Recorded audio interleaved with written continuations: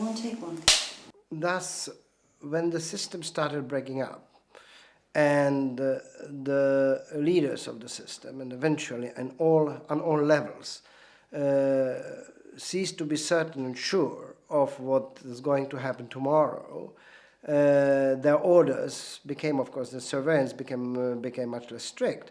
So eventually the system started regaining its positive qualities. Public subsidy, independence of the market, interest in art, and the creators of film, that means the filmmakers, the scriptwriters of us, were getting more and more of the control of the industry and of the production. And so I would say the nationalized system, the state system of cinema, the public subsidized system, could be the worst of all if it's very well and very tightly supervised and ruled. But on the contrary, it can, as the Czech director now living in the United States, Ivan Passer, once said, when the system falls apart, this is the best system you can ever have, and the filmmakers were never so free, relatively free, as they were in the 60s in Czechoslovakia, and that showed. And of course, that is not true only about Czechoslovakia, it's true of all others, other film industries in the East. At different moments, for different periods of time, the same thing eventually happens. And I believe that something like that is also happening these days in the Soviet Union. The freedom from the censor and the freedom from the market. Are these the conditions for the emergence of the new wave? Yeah, well, freedom is probably a very big word. But I would say a relative independence, because a relative independence from the market, for instance, in the West, you don't have it at all. So that means the market is an enormously powerful censor. And so the situation is very complicated. We cannot go into the details here. One of the impressive things about the new wave is that it didn't produce just 1, 2, or 3 films. It produced 20 great films. Among the best known are Fireman's Ball, The Party and the Guests, My Good Countrymen. What do you think these films had in common? What was the common denominator that made them so powerful? Well, I believe that since Lenin once said that the film was the most important art for us, that means the Bolsheviks, so film gained obligatorily a very important place and position in all socialist cultures. And I would say it's in Bohemia, for instance, in Czechoslovakia, since the 1930s, around film eventually gathered and coalesced the best artists from all different disciplines. This very positive development of Czech film as an art form was stopped twice, once in 1938-39, and for the second time in the Stalinist era after 1948, and for a different reason again once more in 1958. So that means in the 60s, eventually 3 generations of Czech filmmakers eventually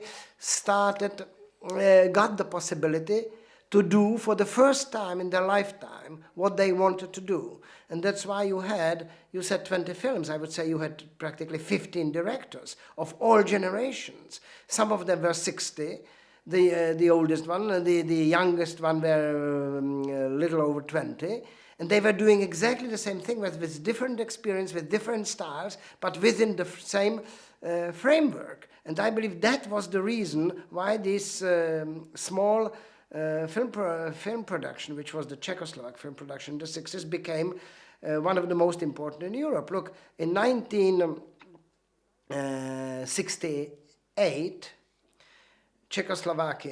the Czechoslovak film was represented in the main competition at the Cannes Film Festival by 3 films. That never happened to another film industry but the American, the French, and the British, the Italian sometimes, once or twice. So that means that was disproportionate, if you wish, but there were reasons for that. Now, all that was unfortunately destroyed completely after 1969 in the normalization period.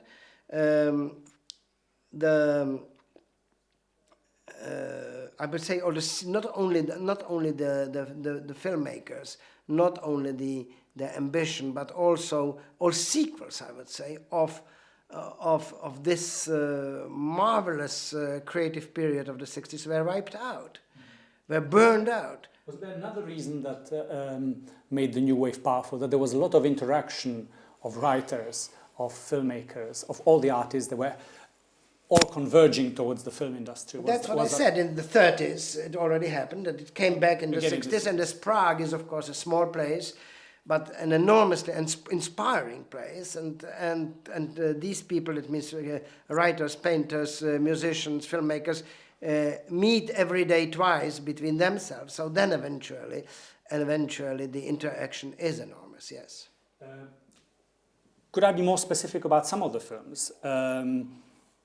The Party and the Guest. Why was the film so significant? And in particular, why was that last sequence considered so powerful for viewers? You had basically three ways in which that means the Czech films were never overtly, I would say, political.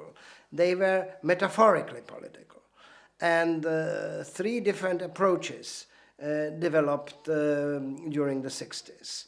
One was, I would say, the kind of fable approach, a thoroughly metaphoric approach, which would not try to describe the real situation, but choose a poetic metaphor, which would eventually show mainly the structures of the situation. Party and the Guest was probably the most significant of those, because through a parable, through a poetic metaphor, it eventually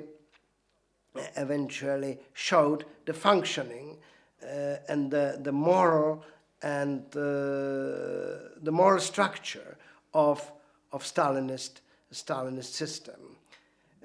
You have at the center of the party, you have of the film, you have a feast, you have a big dinner where everybody is invited to be happy and at the same time declare their loyalty to the man whose birthday is being celebrated. And everybody is, of course, the whole celebration is taking place in very awkward conditions, in a swamp, with food which is not so good, with people who got there under very difficult circumstances. Eventually their attire is torn, and they are not that happy as they should be. And at the moment where one of them eventually gets up and says, well, okay, I'm not interested, and starts walking away, so then they all realize that if one walks away, they are all compromised. So they are chasing him and start a chase with dogs and everything, because somebody broke this silent loyalty, and somebody decided that he will act as an individual, which is terribly dangerous for the majority.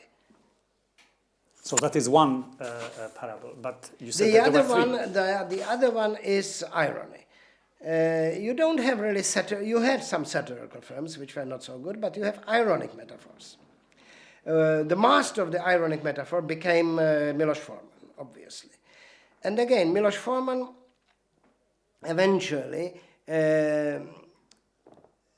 tried to describe small chunks of life, which eventually, under the microscope of his camera and of his poetic imagination, became a fantastic portrait of the society.